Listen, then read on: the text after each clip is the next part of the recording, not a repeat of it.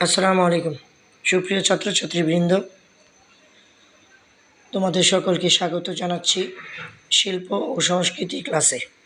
তোমরা সবাই জানো, সপ্তম শ্রেণীর ছাত্রছাত্রীরা তোমরা সবাই জানো, তোমাদের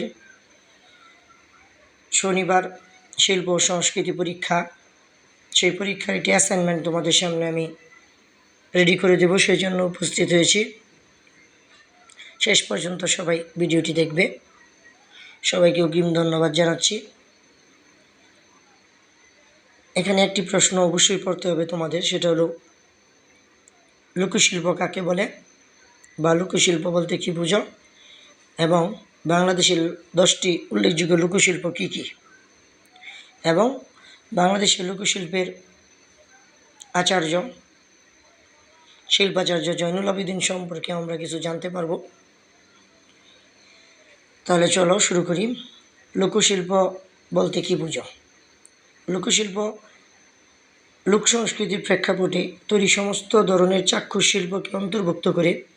লোকশিল্পের অনেক ধরনের সংজ্ঞা রয়েছে, তবে সাধারণত বস্তুগুলো কেবলমাত্র আলংকারিক হওয়ার পরিবর্তে কিছু ধরনের ব্যবহারিক উপযোগ থাকে।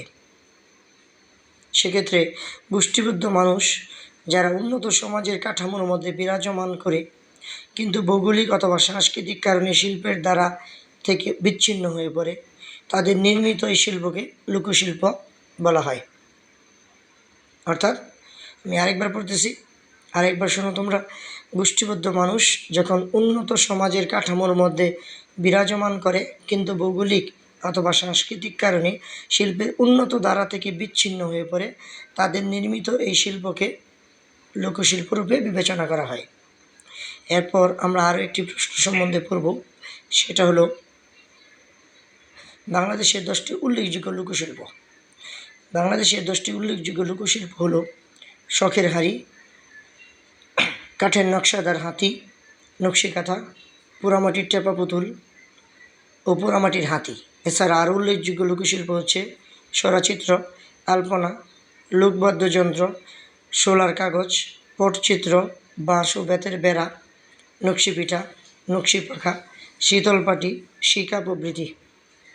এই কয়েকটি বাংলাদেশের উল্লেখযোগ্য লোকশিল্প হিসেবে পরিচিত। এর পাশাপাশি আমরা আরও একটা বিষয় সম্পর্কে জানব, সেটা হলো শিল্পাচার্য জয়নুল আবেদিন সম্পর্কে।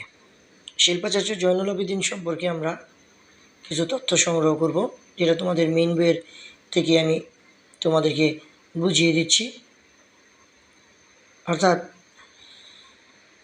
তোমরা ইতিপূর্বে অবশ্যই শিল্পাচার্য জয়নুল আবেদিনের নাম শুনেছ। জয়নুল আবেদিন বাংলাদেশের আধুনিক শিল্প আন্দোলনের অগ্রণী ভূমিকা পালন করেছেন, যেটি শুরু হয়েছিল government institute of arts and crafts, বর্তমানে চারুকলা অনুষদ, ঢাকা বিশ্ববিদ্যালয় স্থাপনের মাধ্যমে। এই যাত্রায় তার সঙ্গী হয়েছিলেন আনোয়ারুল হক, শফিউদ্দিন আহমদ, শফিকুল আমিন, কামরুল হাসান প্রমুখ শিল্পী।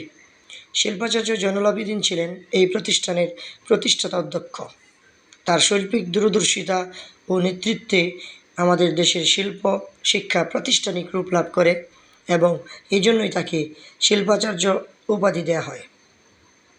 শিল্পাচার্য জয়নুল আবেদিনের আঁকা কয়েকটি শিল্পকর্মর ছবি আমরা এখানে দেখতে পাচ্ছি।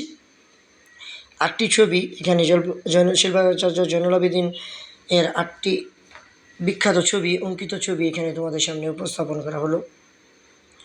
আমাদের লোকশিল্পের প্রতি শিল্পাচার্য জয়নুল আবেদিনের ছিল অসীম ভালোবাসা। লোকশিল্প ধারাগুলোকে সকলের কাছে পৌঁছে দেওয়ার জন্য তিনি বেশ কিছু যুগান্তকারী পদক্ষেপ গ্রহণ করেছেন। তার প্রচেষ্টার মাধ্যমেই সোনারগাঁয়ে প্রতিষ্ঠিত হয়েছিল লোকশিল্প জাদুঘর। অর্থাৎ লোকশিল্প বলতে কী বুঝো? বাংলাদেশের উল্লেখযোগ্য 10টি লোকশিল্প এবং শিল্পাচার্য জয়নুল আবেদিন সম্পর্কে আমরা জানতে পারলাম। এই বিষয়ে আমি যতটুকু তোমাদেরকে ধারণা দিলাম, এটুকু খুব ভালোভাবে আয়ত্ত রাখার চেষ্টা করবে, আর সারাক্ষণই সবসময় আমার চ্যানেলের সাথে যুক্ত থাকবে।